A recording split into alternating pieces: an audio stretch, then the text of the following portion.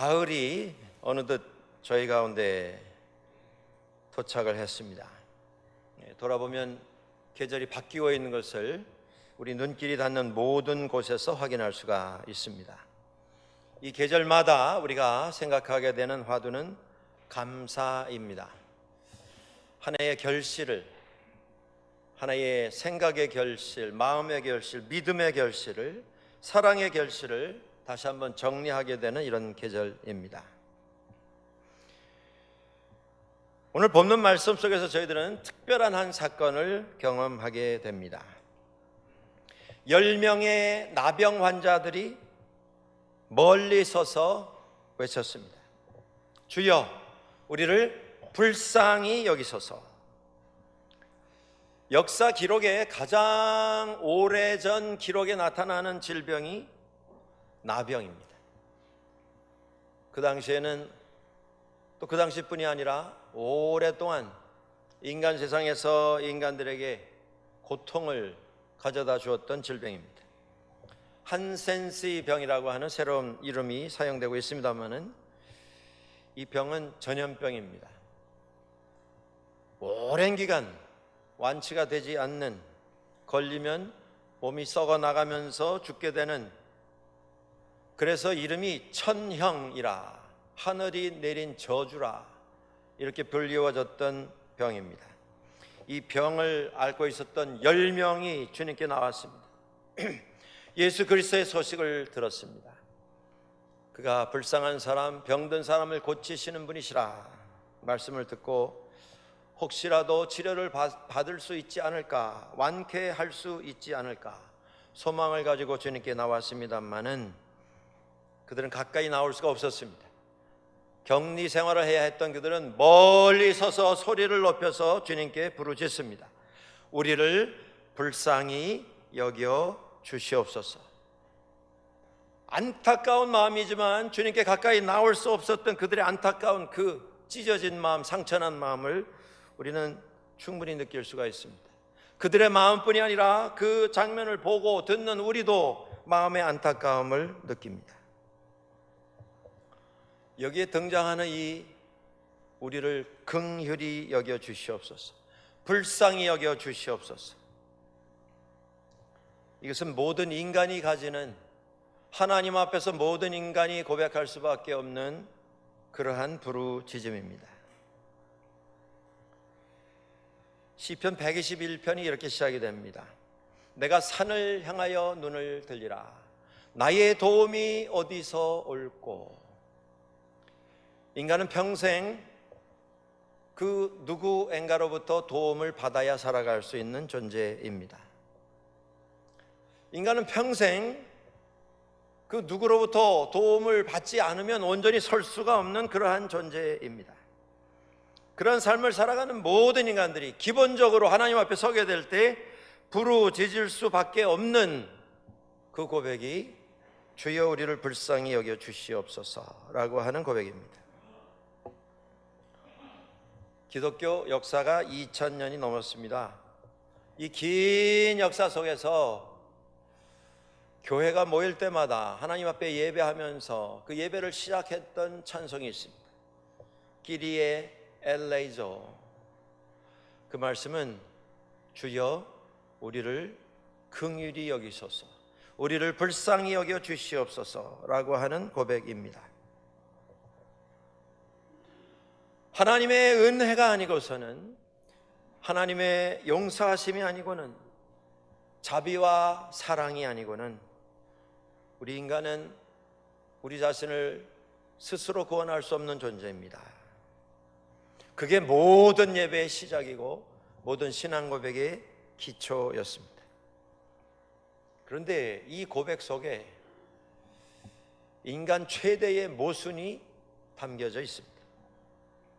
하나님 앞에서 우리의 부족을 깨닫습니다. 그리고 고백하는 것이 주여 우리를 불쌍히 여겨 주시옵소서라고 하는 고백인데, 나병 환자와 같은 삶의 현장에서 피할 수 없고 도망갈 수 없는, 삶은 점점 망가져가는 현실 속에서 아무리 힘을 쓰고 애를 써도 벗어날 수 없는 그 상황 속에서 주님께 부르짖는 이 고백, 그런데 우리 인간은 모든 시대 속에서 우리를 그렇게 괴롭게 만드는 상황을 벗어나고자 하는 노력을 가지고 살아왔습니다. 수단, 방법 가리지 않고 다 동원해서 나병 환자의 현실과 같은 삶, 병이라고 하는 질병, 그것만 말씀드리는 것이 아닙니다. 삶을 괴롭게 만들고 비참하게 만드는,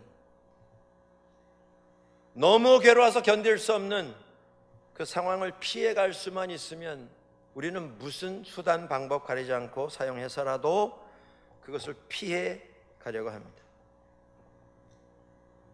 육신의 질병뿐이 아니라 삶의 모든 고난, 고통, 그것이 회피 대상입니다. 우리가 몸이 아플 때 그 몸의 치유를 다 바라고 있습니다. 그래서 노력을 합니다. 우리 자신뿐 아니고 주변에 있는 분들의 투병하는 모습 우리가 안타까워하며 그들의 완쾌를 위해서 기도합니다. 그렇게 해야 합니다. 그 병이 나아야 합니다. 예수님께서도 병든 자들을 그냥 지나치시지 못하셨습니다. 그들을 보시며 불쌍히 여기는 그 마음을 주체하지 못하셨고, 그를 찾아 나온 병자들을 그때마다 거절하지 아니하시고 고쳐 주셨습니다. 그런데 최대의 모순이 뭐냐 하면, 이 나병 환자의 환경, 현장이라는 곳에서 우리가 점점 멀어지게 될수록 우리가 삶 속에서 고백해야 마땅할 주여 나를 불쌍히 여기소서라고 하는 이 고백이 점점 흐려진다고 하는 것입니다. 이게 모순이고 이게 역설입니다. 누가 나병을 기뻐하겠습니까? 즐거워하겠습니까? 누가 나병이라고 하는 그 환경 속에서 삶을 살아가기를 원하겠습니까? 다 벗어나려고 합니다. 아예 시작도 안 하려고 합니다. 피해가려고 합니다. 그런데 그런 노력을 기울이면 기울일수록 하나님의 은혜에 깊이 들어갔던 그 자리에서 우리는 점점 밖으로 벗어나게 된다는 그런 말씀입니다. 아무도 원하지 아니하는 그 고통의 자리에 점점 깊이 들어가면 들어갈수록 인간은 하나님과 더 깊은 관계 속으로 들어갈 수 있게 됩니다. 이게 모순이 아니고 무엇이겠습니까? 주님은 우리의 부르짖음에 귀를 기울여 주십니다.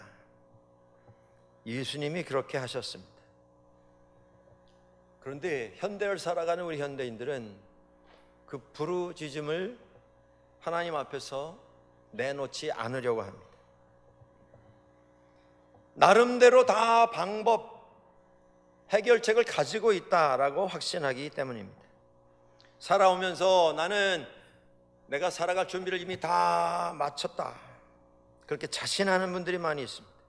나는 기댈 사람이 많고 기댈 곳이 많다, 이렇게 생각을 합니다. 여러분들, 우리가 자신 있어 하는 부분이 무엇입니까? 부모님들 남겨주신 건강입니까? 미모입니까? 타고난 젊음입니까? 살면서 열심히 노력해서 이루어놓은 어떤 재력입니까? 학력입니까? 세상에서 살면서 이루어놓은 어떤 업적입니까? 공적입니까?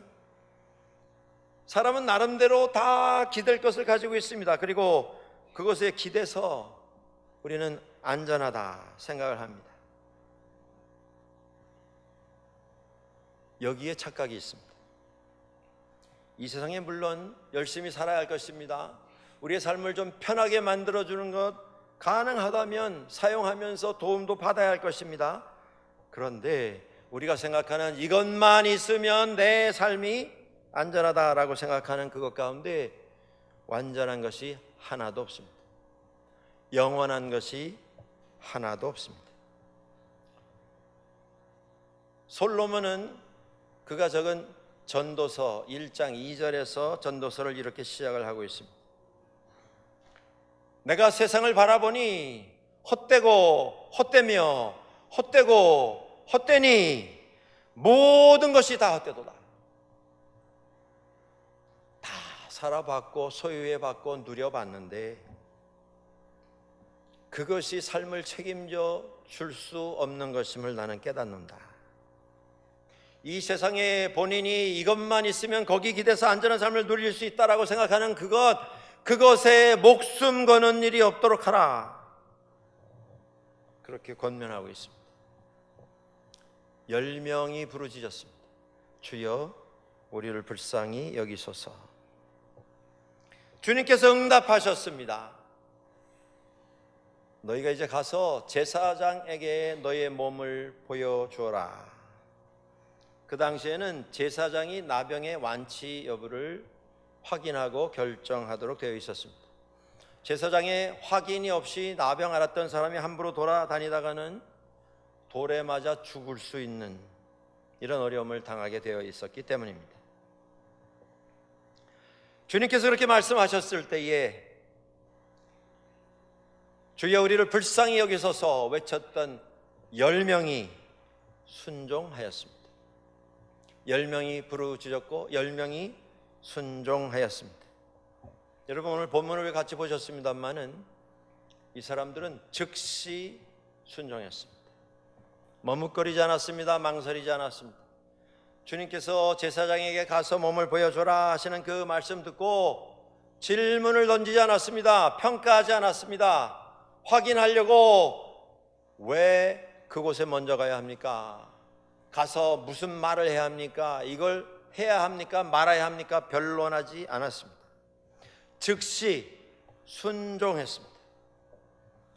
열왕기하 5장에 보시면 유명한 사건 하나가 나옵니다. 선지자 엘리사를 찾아왔던 나아만 장군의 이야기입니다. 나아만 장군은 자기가 살고 있던 그 나라의 군대 장관이고 그 나라의 군대 영웅이었습니다. 왕이 누릴 수 있는 모든 권한 그 바로 아래서 특권을 누렸던 사람입니다. 그렇게 유명하고 그렇게 부귀영화를 누렸던 사람이었는데 그는 나병 환자였습니다. 좋은 소식이 있을까 해서 권유를 받고 엘리사 선지자를 찾아왔습니다. 엘리사가 나와서 나아만을 만난 게 아니고 사람을 보내서 이렇게 소식을 전합니다. 이제 너는 요단강에 가서 너의 몸을 씻어라. 7번을 씻어라. 그 이야기를 들었을 때 나아만은 화를 냅니다. 불만과 불평을 터뜨립니다. 변론합니다. 내가 왔는데 그래도 좀 나와서 나를 맞아야 정상이 아닌가. 내가 대강국의 군대 장관이고 그 나라의 영웅인데 내가 살해하려고 여러 가지 선물도 들고 나왔는데 얼굴이라도 좀 보이고 나와서 머리를 조리면서 나를 환영해야 하는 것 아닌가. 종을 내보내서 요단강에 가서 목욕을 하라고. 우리나라에 강이 없어서 내가 여기까지 온 줄 아느냐? 우리나라에 요단강만한 그런 강이 없어서 여기까지 왔느냐? 더 크고 더 맑고 더 아름다운 강이 사방에 깔려 있는데 내가 기껏 시냇물 같은 요단강 구경하려고 여기 온 줄 아느냐? 나만이 항의하는 그 항의, 그가 늘어놓는 그 변론에 비하면 10명의 나병 환자의 순종은 대단한 순종입니다. 달려갔습니다. 단숨에. 그리고 가던 도상에서 그들의 몸이 깨끗해진 것을 확인했습니다. 아마도 계속 제사장에게 나가서 완치된 것을 확인하고 그리고 집으로 달려가서 감격적인 가족들과의 재회를 경험했을 것입니다. 여러분, 그런데 이 본문을 읽으시면서 우리가 놓쳐서는 안 되는 부분이 있습니다. 그게 뭐냐 하면 이 10명 나병 환자가 주님께 나와서 치유를 받았다라고 하는 그 사실이 이 본문의 핵심이 아니라고 하는 점, 이걸 놓쳐서는 안 됩니다. 말씀에 순종하는 것 귀한 것입니다. 아름다운 것입니다. 반드시 있어야 하는 것입니다. 그렇게 순종하는 자에게 하나님께서 또한 더 큰 은혜를 내려주시기도 합니다. 그런데 우리가 알아야 할 것이 있습니다. 순종에 두 가지 순종이 있음을 알아야 합니다. 첫 번째는 생각 없이 하는 순종이 있습니다. 아무 생각 없이. 두 번째는 생각 있는 순종이 있습니다. 생각 없는 순종은 기계적인 반응입니다. 시간이 돼서 그냥 그 자리에 와 있는 것입니다. 맡은 책임이 있기 때문에 그 자리에 나올 수밖에 없어서 나와 앉아 있는 것입니다. 주어진 책임, 즐겁지 않지만 주변의 눈을 의식해서 그 일을 맡아 하지 않을 수가 없기 때문에 그 일을 하는 것입니다. 그것은 순종은 순종이나 생각이 없는 순종입니다. 10명이 부르짖었습니다. 10명이 순종했습니다. 그런데 감사는 한 사람이었습니다. 10명 가운데 9명은 생각이 없는 순종으로 달려나갔고, 그 중에 한 사람만이, 사마리아 사람이었던 한 사람만이 생각을 가지고 주님께 돌아왔습니다. 그 돌아온 모습을 보면서 주님께서는 사람들에게 이렇게 말씀하셨습니다. 17절입니다. 10사람이 다 깨끗함을 받지 아니하였느냐? 그 9은 어디 있느냐? 이 이방인 외에는 하나님께 영광을 돌리러 돌아온 자가 없느냐? 말씀을 하셨습니다. 주님께서 이 말씀하신 이유가 도대체 인간이면 기본은 해야지. 하늘의 저주라고 불리우는 병에서 깨끗함을 받게 해 주었는데, 완치를 해 주었는데 어떻게 뒤도 안 돌아보고 달아나가서 돌아오지도 않느냐? 이건 인간의 도리가 아니다. 못해도 기본은 해야지. 이렇게 하면 안 된다. 그 말씀을 하고 계신 게 아닙니다. 와서 그저 감사합니다, 우리 집에 오시지요, 제가 살해하겠습니다, 그걸 기대하셨기 때문에 이 말씀하고 계신 게 아닙니다. 지금 돌아와서 주님 앞에 엎드린 그 작은 자, 여러분, 그는 나병 환자였고 그 가운데에서도 사마리아인이었습니다. 낮은 자 중에 낮은 자, 그가 보여준 믿음에 대해서 주님께서 지적하시기 위해서 그 말씀을 하신 것입니다. 오늘 이 말씀을 통해서 주님은 이렇게 우리에게 선포하십니다. 믿음이라고 하는 것이 기계적인 반응, 기계적인 행동, 정해놓은 시간과 정해놓은 규칙에 따라서 움직이는 것, 그것으로 완성되는 것은 아니라고 하는 것을 말씀을 해 주시고 있습니다.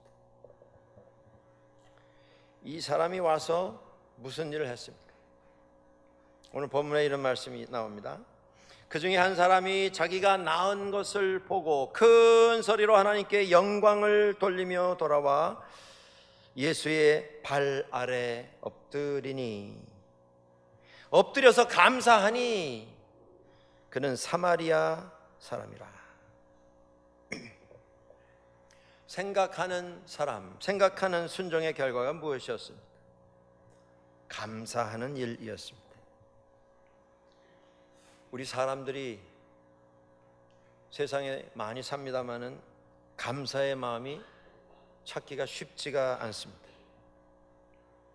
이전보다 오늘 조금 더 우리는 풍성합니다. 여유가 있습니다. 그런데 오래전, 우리의 30년, 40년 전의 삶보다 우리는 감사의 제목이 점점 줄어들어가고 있습니다.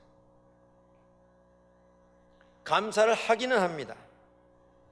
그런데 그것이 예의상, 그저 상식선상에서 감사하다고 말은 하지만 진정에서 우러나오는 감사는 찾기가 쉽지가 않은 세상이 되어가고 있습니다.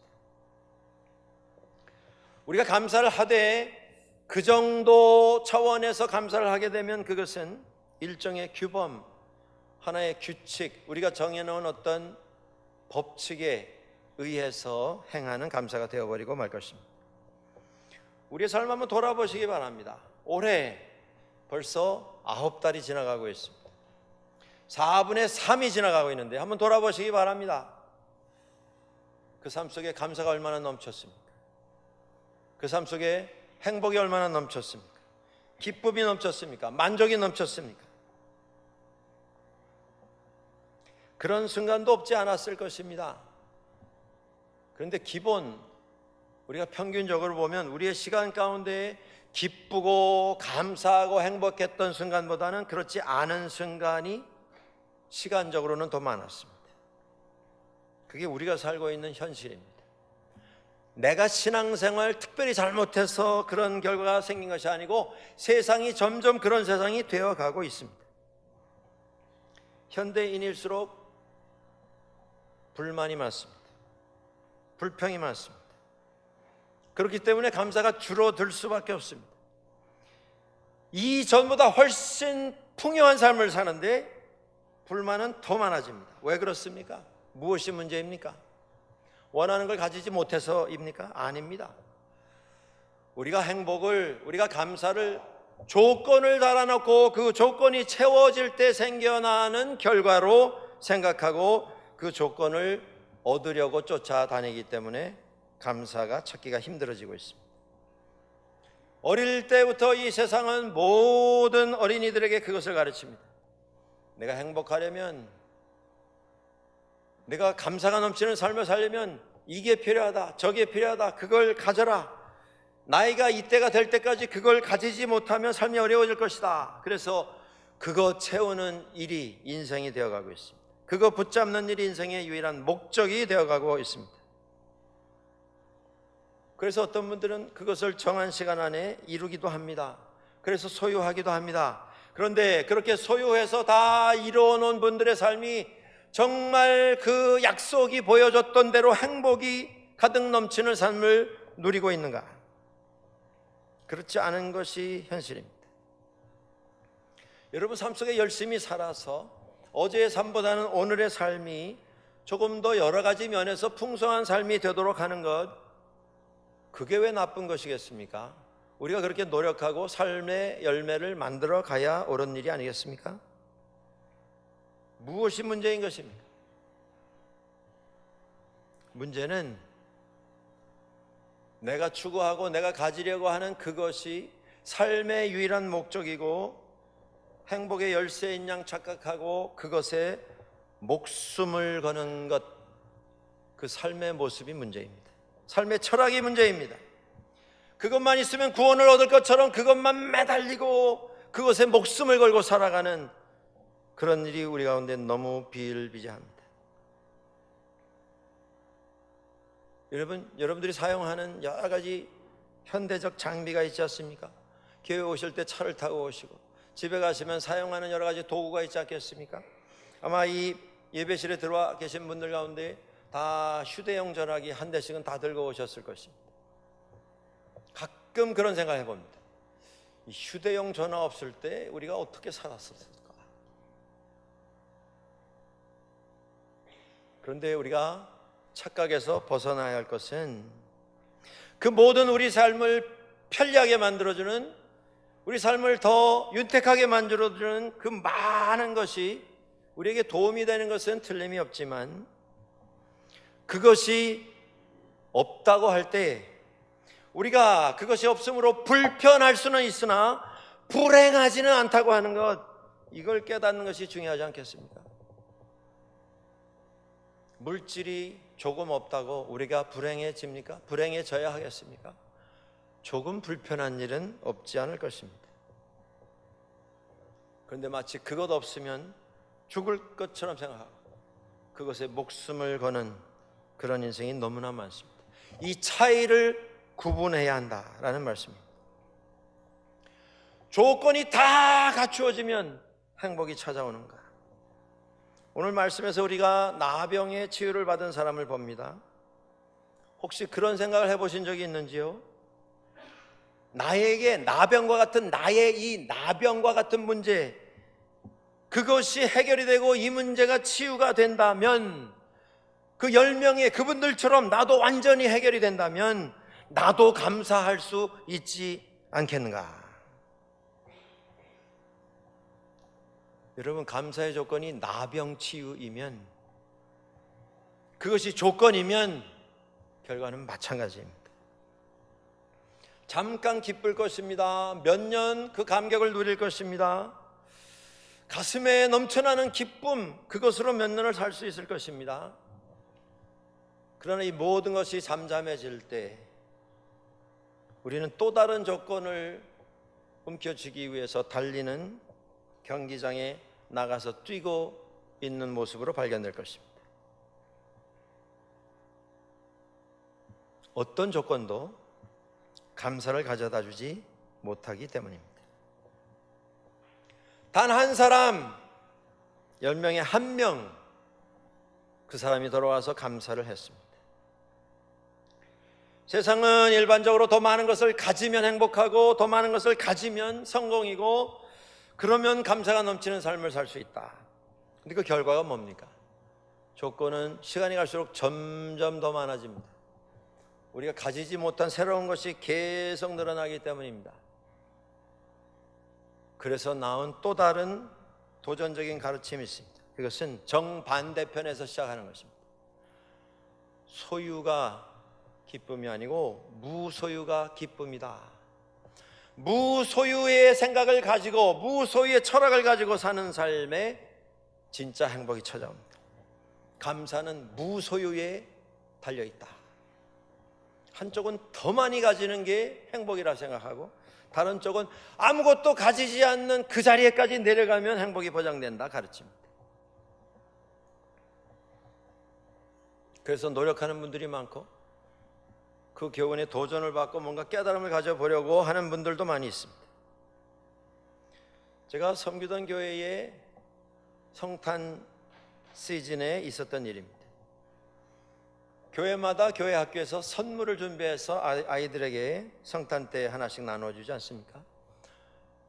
뭐 교회에서 아이들에게 나눠주는 게 많이 있습니다만 그 중에서도 1년 중에 제일 큰 선물이 성탄 때 전달되지 않습니까? 그래서 그 교회에서도 부서마다 선물을 준비해서 아이들에게 주었습니다. 성탄 때 교회에 나오는 그 어린아이들, 유치부 아이들이 얼마나 기대를 하고 흥분을 하고 교회를 오겠습니까? 그런데 신기한 것은 여러분들 한번 자세히 보십시오. 교회의 명절 때가 되면 항상 모이던 인원보다 더 교회에 나옵니다. 그날 그 유치부에서도 그랬습니다. 그걸 잘 아시는 전도사님과 선생님들이 미리 생각해서 보통 때보다 훨씬 많은 넉넉하고도 남음이 있는 선물 숫자를 준비해서 아이들에게 전달했습니다. 그런데 나누어주다 보니까 다 나누어줬는데 마지막에 딱 하나가 선물이 모자란 것입니다. 야속하게도 전도사님이 당황하고 선생님들이 막 어쩔 줄 몰라 하고 그래도 한 대여섯 명이라도 못 받았으면 좀 모아놓고 설명을 하고 못 받은 게 너만이 아니다 이렇게 해서 좀 위로가 될 텐데 아이 하나 자기만 못 받으니까 아이도 울상이 됐습니다. 그 옆에 서 있던 아이의 어머니도 기분이 대단히 안 좋은 표정을 하고 있었습니다. 다들 이 민감한 문제에 당황해서 어쩔 줄 모르고 있는데 그때 갑자기 그 선물 하나가 쑥 하고 밀고 들어온 겁니다. 보니까 4살짜리 남자아이가 자기 선물을 가져온 겁니다. 이거 제 주세요. 다들 감동을 받았습니다. 이야, 와, 정말 우리가 잘 가르쳤구나. 그런데 그 아이가 저희 집 막내 아들이었습니다. 그러니까 뭐 당연한 또 얘기가 나왔겠죠. 야, 그래도 목사님네 아들놈이 그래도 다르다. 신통하다. 저 나이에 어떻게 이런 생각을 했는가. 그 아이를 붙잡고 칭찬을 하고 다음 주에 우리가 좋은 선물 준비해서 꼭 너한테 줄 테니까 오늘 너무 고맙다. 그 전도사님이 그 아이를 데리고 저희 식구들에게 와서 또 설명을 하고 칭찬하고 그리고 돌아갔습니다. 저도 그 말을 듣고 얼마나 흐뭇했는지 모릅니다. 예배 다 마치고 다 준비해서 차를 태워서 집으로 돌아오는 길에 우리 가족들이 다시 한번 칭찬을 했습니다. 네가 이렇게 하니까 정말 엄마도 아빠도 기쁘고 할머니도 기쁘고 잘했다. 그리고 차가 움직이기를 시작했는데 한 5분 정도 경과했는데 갑자기 뒤에서 대성통곡 소리가 들려오기 시작했습니다. 그동안 들은 것이 남을 위해서 주는 게 좋은 것이고 양보하는 것이 좋은 것이고 희생하는 게 옳은 일이다. 선한 일을 하면 하나님 기뻐하신다. 귀가 아프게 들었습니다. 매주 배웠습니다. 그래서 순종했습니다. 무엇이 문제였습니까? 생각 없이 순종한 겁니다. 얼떨결에 그 생각이 나서 자기가 받은 선물 남을 위해서 내줬는데 가만히 정신 차리고 보니 기가 막힌 현실입니다. 너무 억울한 겁니다. 주변에 둘러싸인 사람들 칭찬하고 환호하는 소리에 신이 나서 그렇게 했는데, 그렇게 하는 것이 옳다고 하는 건 머리로는 알았는데 조금 지나서 생각하면 할수록 속상하고 억울하고 손해본 것 같고 원통합니다. 생각 없는 순종이 있고 생각이 있는 순종이 있습니다. 그런데 여러분들, 이 이야기가 어떻게 4살짜리 만의 이야기이겠습니까? 4살이 아니라 40이 되었는데, 4살이 아니라 80이 되었는데도 신앙생활을 한다고 하는 우리가 여전히 억울하다라고 하는 그 가장 기본적인 감정, 그거 하나 때문에 밤잠을 이루지 못하는 때가 있습니다. 너무 분하고 원통한데, 그러나 소위 아이들 우스갯소리로 사회적 지위와 명성이 있기 때문에 이 4살짜리처럼 엉엉 대성통곡은 못하지만 마음의 그 분을 삭히지 못하고 두고 봐라, 내가 반드시 되갚아 주겠다, 복수국을 다짐하면서 생활을 하는 분들이 세상에는 많이 있습니다. 인간이 추구하는 무소유의 노력이 과연 감사를 가져다 줄 수 있습니까?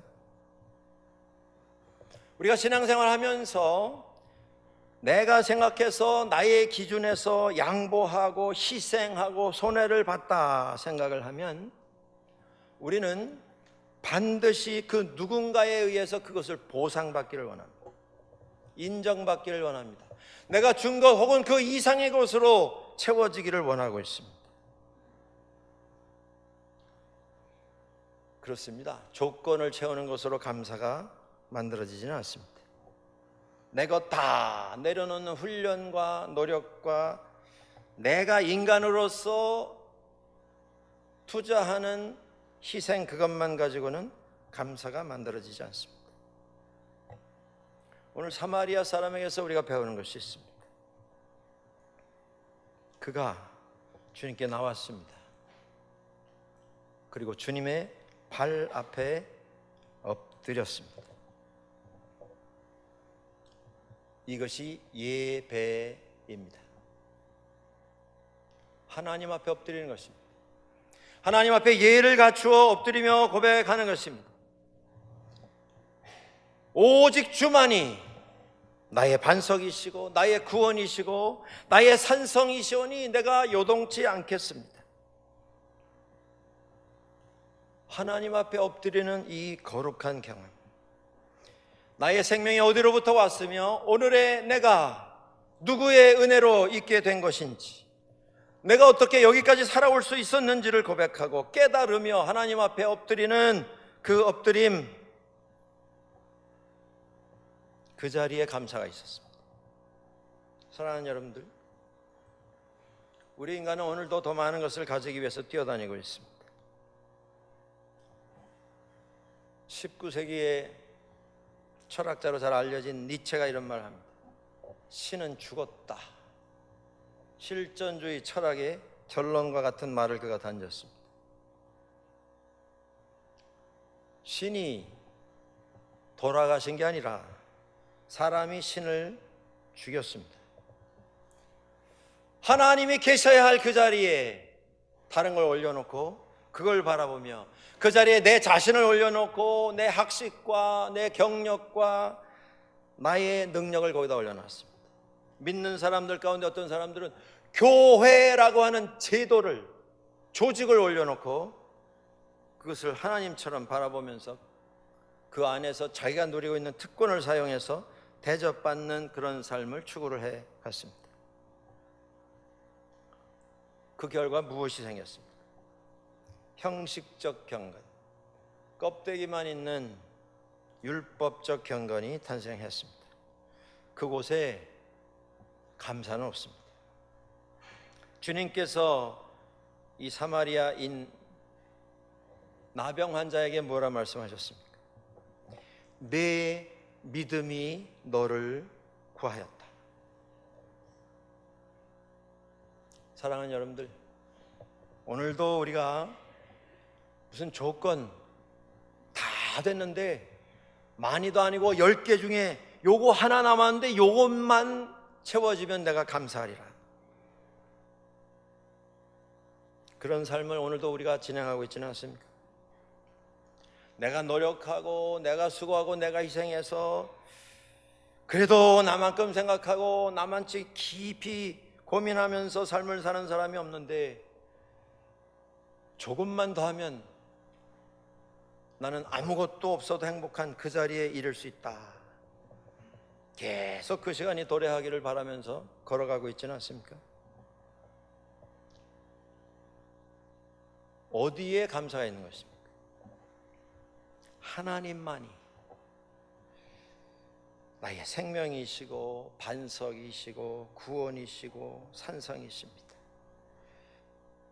그 고백이 있는 곳에 감사가 찾아옵니다. 하나님 앞에 한번 같이 엎드리시기 바랍니다. 이 감사의 계절에 아브라함이 그랬던 것처럼, 야곱이 그랬던 것처럼, 모세가 그랬던 것처럼, 엘리야가 그랬고 도마가 그랬던 것처럼 자신의 부족을 다 아시는 하나님 앞에 엎드리시기 바랍니다. 그리고 우리도 함께 고백할 수 있기를 바랍니다. 나의 주, 나의 하나님, 감사합니다. 여러분의 가정에 감사가 새로워지는 이 계절 되기를 주의 이름으로 축원합니다. 여러분이 신앙생활 하시는 이 교회가 감사가 넘치는 교회가 될 수 있기를 주의 이름으로 축원합니다. 기도하겠습니다.